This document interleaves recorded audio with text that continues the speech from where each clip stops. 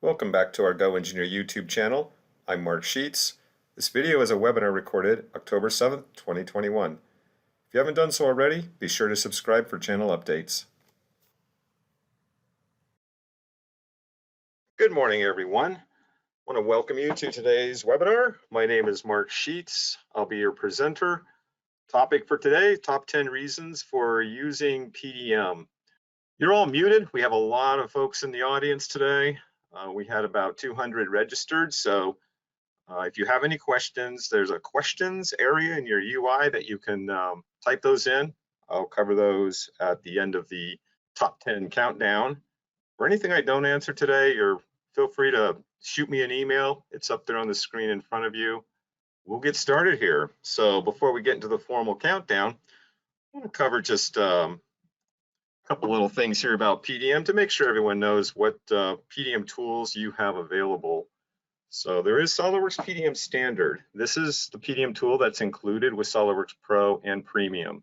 You get one CAD editor license for each license of either Pro or Premium that you own.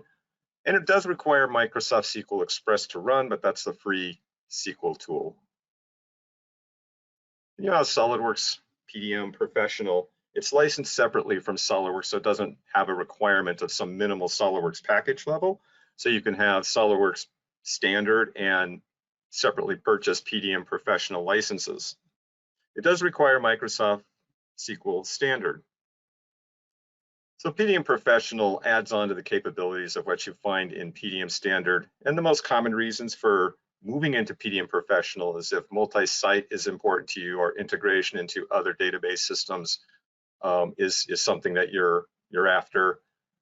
If you have advanced workflow requirements, approval processes, and other processes that you need to model up in your Vault, it can generate serial numbers, create more tasks that we'll talk about here in this presentation a little bit. It has an open API and can export more file types and database information like XML bombs for interfacing with other systems. And we should probably talk a little bit about the client license types. So the CAD editor is what each CAD user would need to use. This is their integration into SOLIDWORKS and, in the case of PDM Professional, other CAD tools. You also have contributor licenses. These are usually used for non-CAD users, so they also can take advantage of putting their files into the Vault and putting them into workflows with versions and revision control and several reasons why someone would want to have a system to manage their documents. And then we have viewer licenses, and as the name implies, it's for view only. You have no ability to edit the documents from the Vault, so they're widely used for searching for documents and viewing only for distribution purposes. So with that, let's get started into our top 10 reasons. The order that I've placed these in is highly subjective. I didn't really use any surveys or anything, but all these reasons are probably really good reasons to move into PDM, and some will be more important than others to your personal needs for PDM. So let's start with number 10. The user interface and its complete integration into Windows. So here we're in, just since, Windows, and I've got a bunch of folders here. PDM feels a lot like just a network share. Once I go into my Vault, I can just browse through it like you normally would. And here I'm going to browse into a folder with actual CAD files. Now you'll notice that my CAD documents are listed here just under the file names. My file names happen to be part numbers. Okay? So it's really nice in PDM, all the information that you can see in your standard Windows interface, like descriptions, so I can look at my documents and find a document just by looking at my description column.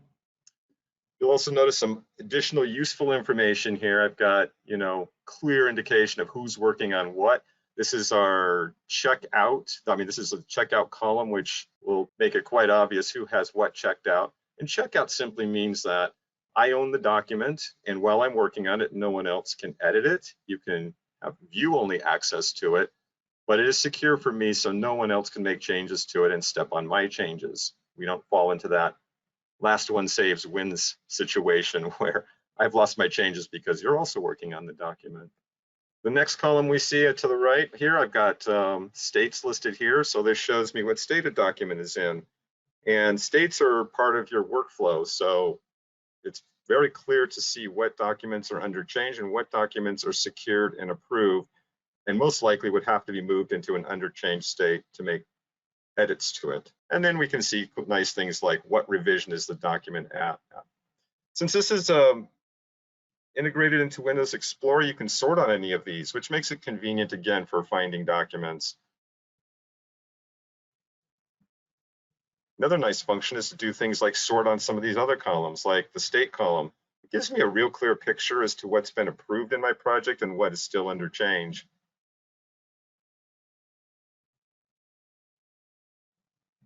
Going back to a document here, your interface also includes these tabs at the bottom. Here we're on the data card tab for a drawing document. So this is specific information that we want linked to the drawing, and it's usually title block information. You can organize and customize these data cards to fit your needs with additional tabs. I'm going to choose a part document, and we can see the differences between our part document data card versus our drawing. We might want to put some supplier information on here, cost information. These cards are also really nice for entering all this property information because you can create a nice interface with pull-down lists and the like. Your UI also includes a preview window, and you may recognize this as being just like eDrawings. Well, it's actually eDrawings included right in your preview interface. What I want to show now is a Word document and how I could easily put a Word document into my Vault.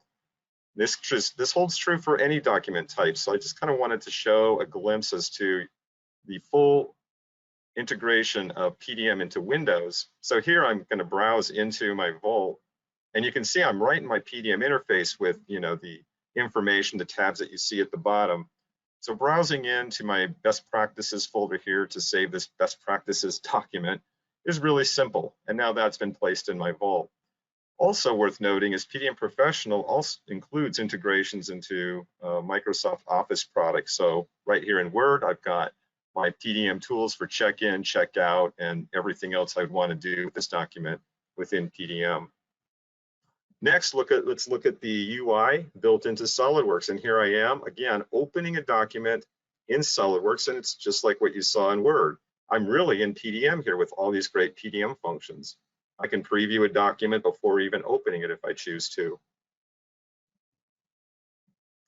Once opened in SOLIDWORKS, PDM sits over here in your task pane, and this is where you find all your functions. You can see a lot of the same information that you saw over in the Windows Explorer interface. Up at the top here is where I find my PDM menus for check-in, check-out. So we have a really nice integration into your CAD tool, conveniently located in the task pane. And it's very interactive with the graphics. As you can see, when I select these files, they highlight in my graphics view. I can even open a document from here, similar to how you would open a document from the feature manager. So you can see where PDM is just a great tool, very small learning curve. It's really simple. The concepts are easy to understand, check in, check out, and the functions are super easy to find. And your integration into Windows Explorer makes it so that you sort of know how to do most stuff in PDM. And you'll see that throughout the rest of this presentation. That brings us to number 9. File associations, file links, and how it relates to where used and contains. So back into my Vault, I'm going to go into a project folder here, and I've got my Vault organized into engineering, libraries and components, and then, libraries and projects, and then when I browse into a project folder is where I find my CAD data. Other document types, I keep them organized in another location. For example, engineering change orders. They sit here, and if I choose an engineering change order, you're going to see how it also has a very unique data card that's really important for engineering change order information. All this information links directly into my ECO document, so I can edit here in the data card if I wish to. But the thing I really want to focus on is this Contains button. Once I click on Contains, I can see that this ECO has an association with this CAD drawing. And we can even see further that the CAD drawing, has a reference to the part. Similarly, if I go to my approved exports folder, and let's just look at my step files that I've got that I'm storing in my vault. If I wanted to know again what that step file came from, it's right here. I can see the association between the step file and the CAD document. Same with other exports that I've created, like PDF CAD drawings. This is probably the most common thing that people use file associations for. So here I've got, again, on the Contains tab, I can see that the PDF drawing is related to this SOLIDWORKS drawing. Of course, the SOLIDWORKS drawing contains this part. Let's browse to this part file. We'll kind of look at the opposite view of this information. Here on the Where Used tab, clicking on the drawing file, I can see there's the associated PDF drawing. Also, I can see that it has an ECO that's attached to it as well. And there's even a PDF version of the ECO. So all of these file links and associations are really clear. We can even drill down to revisions and versions of associations. We've been looking at revision B of this document, which is the latest, but I can also click on revision A and see what documents it was associated to. We don't see the ECO here, but we do have a PDF CAD document that's related to it. So very highly functional file associations capable in your vault. And what you're going to see in a few minutes is how most of those file associations are created automatically by PDM without any extra work. All right, moving on to number 8.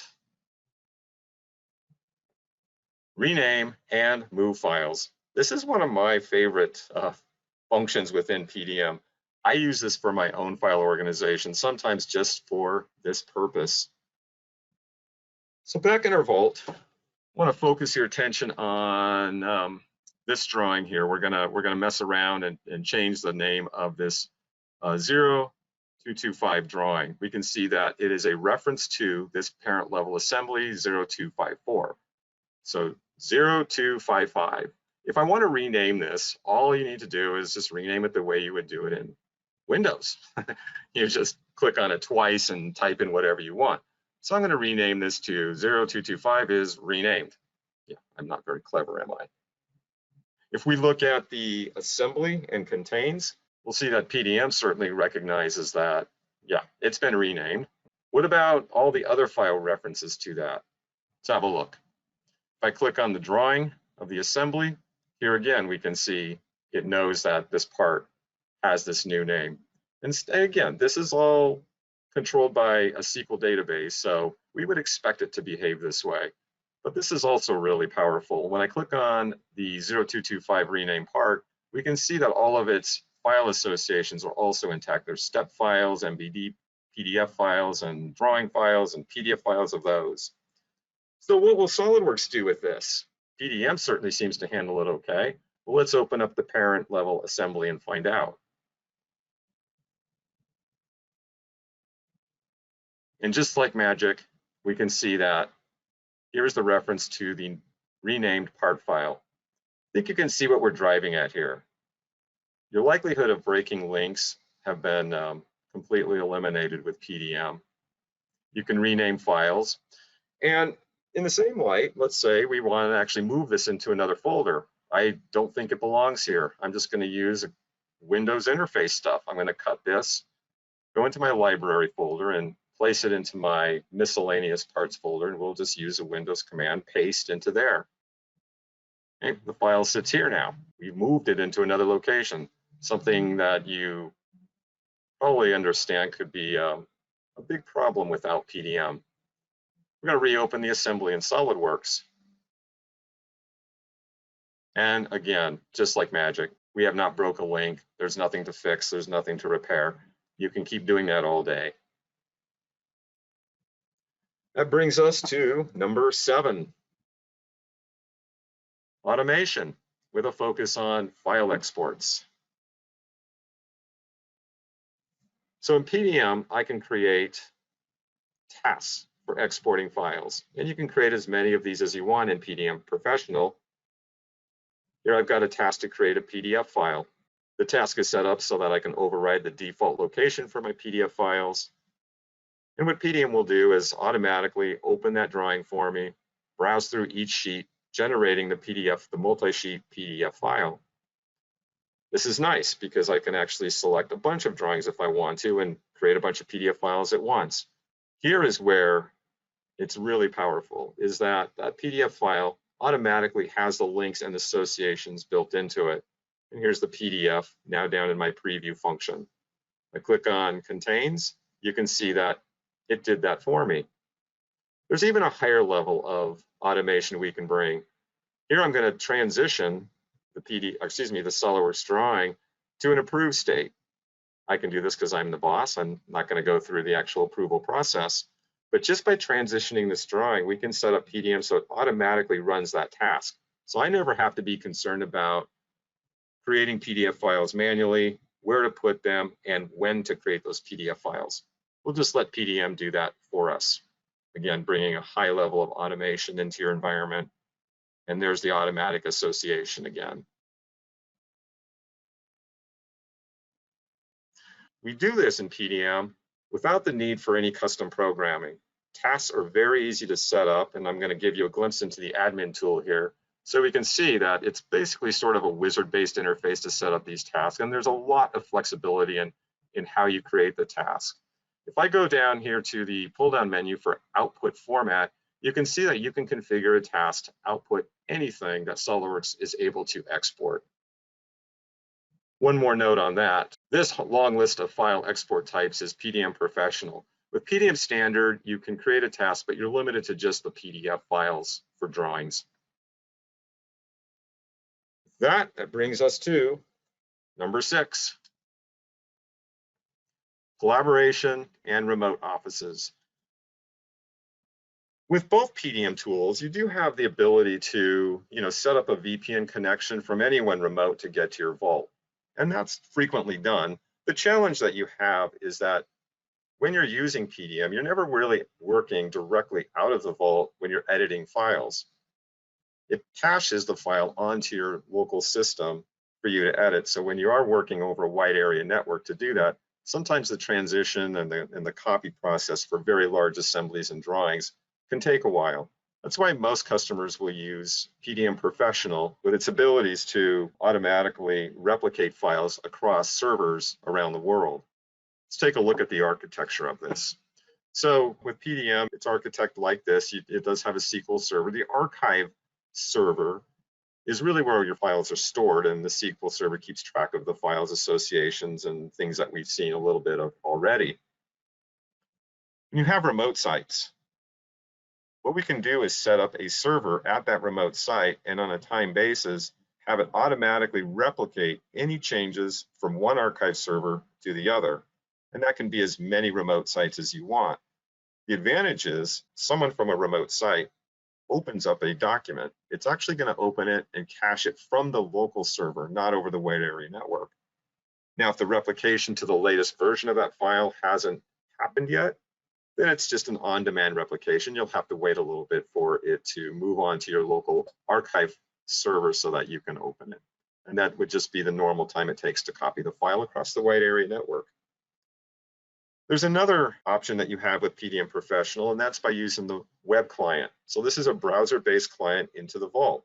Very frequently used for outside contractors that you want to grant Vault access to, and you can limit them to what they can actually see and do in the Vault, but it does give them access to check out files, check in the files if you permit it. And then sometimes it's also used for supplier access into your Vault. It's a bit of a trimmed down interface from the client that you've seen so far because it doesn't have the nice Windows integration. It's a browser-based sort of replication of the PDM functions. That brings us to number 5, searching. So we've already revealed that we're using SQL database, so we should expect there to be all kinds of great search options and tools. Let's have a look. So I have an assembly open, and I'm going to use the quick search. Your quick search behaves a lot like your Windows quick search that you see in Explorer. And here I found a couple of documents that meet my search criterion. But what's great about PDM is I can use all this information to determine what file am I really looking for. Information from the data card or the preview might give me the right amount of info that I'm looking for to determine which one I want to bring into my assembly. and I can simply drag and drop it from my user interface into my assembly. Next, let's look at some of the other search options that we have in PDM. So every PDM has this complete search, and the other searches that you see here are ones that I've custom configured, and those can be group deployed. In my complete search, I can search on name, description. I can set up some filters at the bottom to say, include subfolders or not, display only files. And here are those same search results that we were just looking at. I can divide up my window here so I have access to the document's information. Let's look at some of the other searches that we can do. You can create custom search cards, so you have a nice form that you can present. I can create my own search across variables and add and or if type search information. Here's something that I'm going to do. I want to see all the work that Mark has been doing. So I'm going to do a search on all the files checked out by Mark, and they're sitting in a workflow state under edit. So this gives me a pretty clear report down here of everything that this user is working on and currently has checked out. You can use your search results very much like a report if you want. Up here, I've got a button to export this as an Excel file. And now I've got those search results sitting in an Excel file. Can be shared, further processed, whatever you need to do with this. So custom searches can be administered and group deployed. So let's say, people are getting confused by that complete search tool. Well, here's a simple one. I call it super simple search. We're just going to search for a file name with 5511 in it, and I found it. All right, that takes us to number 4, history. Every time I check a document into the vault, it actually rolls a version of the document. Here I can clearly see, let's take a look at this, this component here. This is telling me that there's actually 6 versions of this, and version 6 has the revision B stamped on it. I can look at the history of the document, and this is a complete audit trail of the document from when it was first placed in the vault, the various events that happened, the date it happened, and who did it. And then we can see comments plus the versions of those documents on the version column. So here's where I can see revision A and revision B and their associated versions. I've also done a compare in the vault here, and it's basically telling me, hey, these files are different. But that's about all PDM can tell me, and I would expect those to be different. One of the neat things about PDM and its integration into SOLIDWORKS is if I really wanted to drill down and see what those differences are, I can come up here and use the Compare Documents tool. I don't have to make copies of the document. It knows that there are versions of this document in the PDM vault. So using the Compare tool, I'm going to tell it to compare version B, or that's actually associated with version 6, to revision A, which is associated with version 1 of the document, and then run the compare. If it's a SOLIDWORKS model, I like to use features. If it's an imported model, you can do a geometry compare. So when running the compare, we'll let SOLIDWORKS chew on this for a little bit, and it's comparing each model, each version feature by feature, and then it illustrates the differences for me. Over here in the task pane, I can see property information that's different. We can see the face count is radically different, and the mass is a little bit different as well. Let's drill down a little further and look at the actual feature differences. So here we have a unique feature in revision B, the pocket. When I zoom in here, you can see both windows rotate and zoom simultaneously, so I can make a direct comparison. Also, somehow revision B lost this fillet that runs all over the inside pockets of this part. Selecting the chamfer here, real clear that we're really missing some important geometry in revision B. Looks like I made some mistakes. A couple ways to resolve this when you have PDM. If I go back to the part, I can actually go into my PDM UI, and if I'm granted permissions, I can go ahead and get that earlier version of the document. Here it is in the list. We'll retrieve it from the vault. And then I can simply save this and check it in as the latest revision, thereby gaining back all those features that I somehow deleted. You have another choice here, and this is one that you'd have to be a little bit careful of, but it's worth showing. Let's go back to the history of the document. I can actually click on an earlier version of the document, version 2 in this case, and roll back. The challenge with rollback is I might have later versions that had other document associations. Also, and it's going to warn me here, that this is permanent. You have to click on this little I understand button here.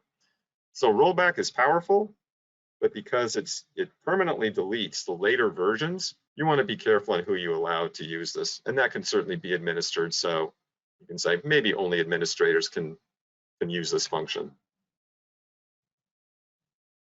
All right, moving on to number 3, performance.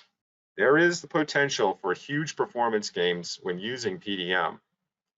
I've already mentioned that PDM will cache to your local hard drive anything you're working on.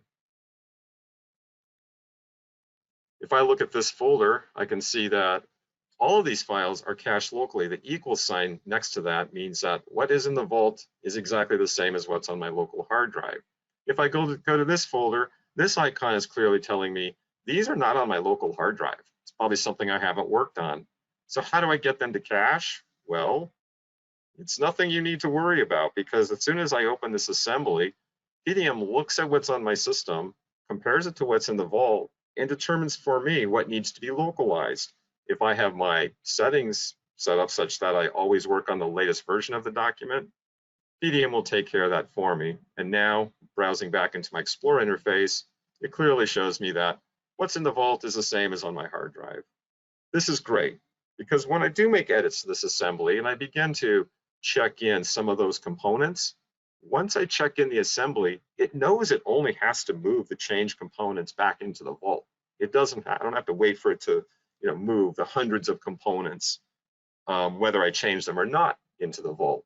So cache management is done automatically by PDM and helping you increase your performance, because we all know it's a lot faster to work off your hard drive than it is a network share.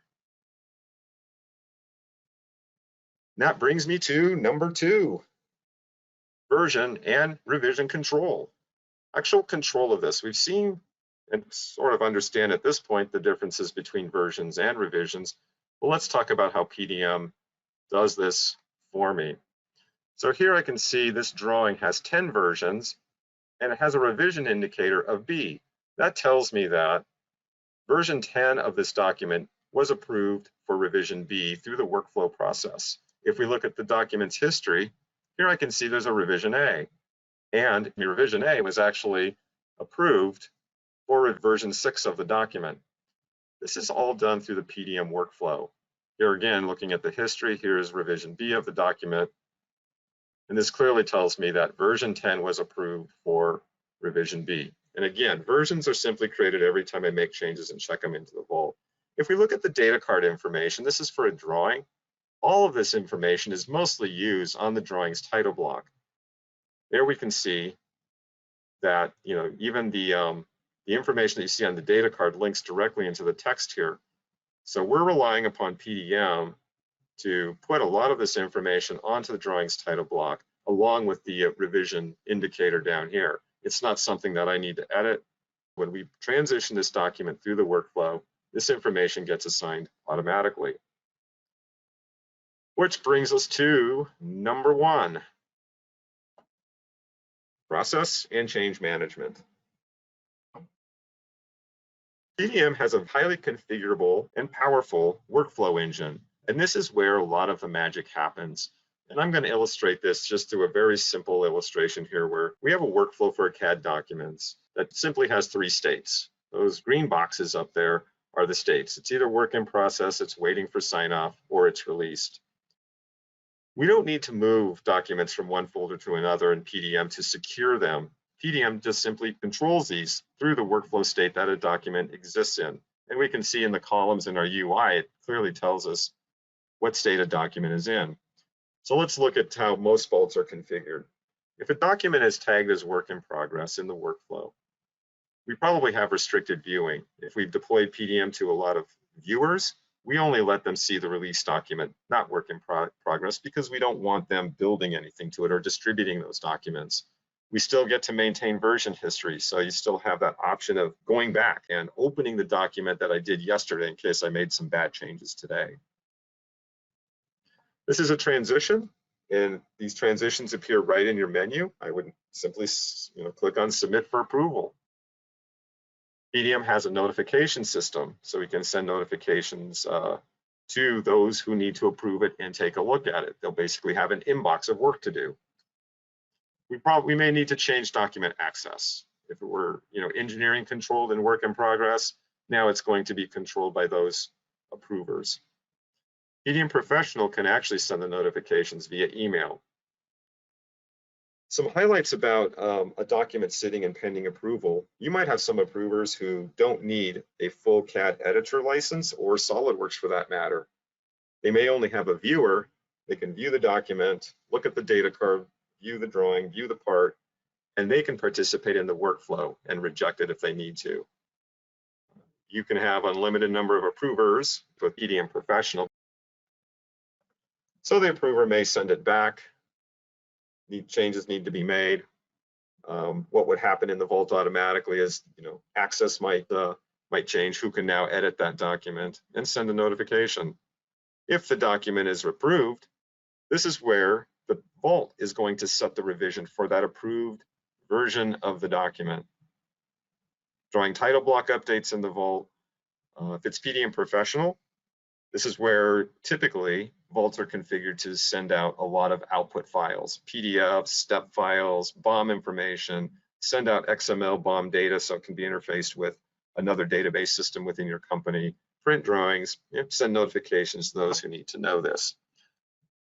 PDM Standard, it can create the PDF file, but none of the others. And if it's released, we're probably going to provide more visibility. Now those viewers out there who need to consume these drawings and share those drawings or build something now have visibility to the released version of this document. With PDM Professional, it's fairly common to actually put your whole ECO process in the vault as a separate workflow. And it's really easy to attach the CAD documents to your engineering change order, and then those move through the workflow process approval together. And here's the summary of what I see as the top 10 reasons for using PDM. Process and change management at number 1. And these others, yeah, you can probably mix them up a little bit. But if you have a need for 1 or 2 of these functions in PDM, you probably ought to talk to us if you haven't already implemented or set up PDM. And that's what I want to go to next, is just a brief summary on what services we provide to help get you going with this. So typically an implementation service, kind of looks like this. We're going to get some information from you just to make sure that you have the server requirements and just get a lot of information so that when we go to this kickoff call, we're ready to start scheduling the implementation. We need to make sure that we're going to have access to your system, and we'll do the installation. We'll do a business process workshop with you. This is where we capture all the information on what your CAD workflow should look like, what it should do, what we should automate, structure your data cards, set up users and groups, permissions, project structure, and file types. We'll build out the vault, we'll test it, and then you're ready to go live. Other services might include additional things like put you through a PDM administration class. We actually do highly recommend that. Having said that, we also offer administrative services. Another thing you might need help with is migrating your old legacy data into the vault. Sometimes it's from a workgroup PDM vault or another PDM system, or just getting your file system structure and those files placed into the vault. That concludes the webinar. If you have any questions, and I see some people do, feel free to type those in now. Do you have to have the same old versions in order to go to earlier versions? No, do you have to save old versions? You don't have to save old versions to go to earlier versions. The version control is done automatically in PDM, and it's through your check-in process. I make a change to my part file, and as soon as I check it in, it actually creates a new version, and it's keeping control of those versions. It doesn't change the file name or anything. There's a record of one file name in the vault, but what's going on in the vault in the background is it's also storing in your archive server all the previous versions for you. And I do have access to those. Can you receive a copy of the presentation slides? Not the video. I know it'll be available on YouTube. Sure, I could put something together for you. Jason, if you would like, shoot me an email just so I have a reminder on who to send that to. I normally don't give out this kind of a presentation slide deck, but I'd be happy to. Can we get a copy of the recorded webinar? Yes, everyone on this webinar will get an email link to the YouTube posting of this video, so it will be posted. What does it take to basically, the question is, how would I get this onto a web server rather than an on-prem server like Azure or AWS? PDM is still a server-based system. You will need a Windows server of some kind, whether it's your own on-prem server or, I'll put it this way, your own Azure server. It needs to be Windows-based. And then we install it on there just like we would install on your server. PDM Professional does work with other CAD software. It has direct integrations, very similar to what you saw within SolidWorks for Solid Edge, Inventor, Autodesk, or AutoCAD, 2D, DraftSite, and just to name some of them. Yes, the question is, does this support Japanese language? Just like all SolidWorks products, they do support multi-languages, and there are localizations of those licenses for each country. All right, so if some of you are about to jump off the meeting, I want to thank you for attending. I hope it was very informative for you. I hopefully exposes you to some of the best reasons for moving to PDM. So without further ado, again, thank you very much. I'm about to end the meeting. Feel free to email me or your account manager with anything that comes up. If you want to take a closer look at PDM, you have some additional specific questions that need to be addressed, again, contact us. Thank you very much. Have a great day. Thanks for watching. If you enjoyed this webinar, please subscribe and leave us a comment below if you have a topic you'd like us to cover in a future video. Visit our website, GoEngineer.com, for access to professional training, upcoming events, and more. Cheers!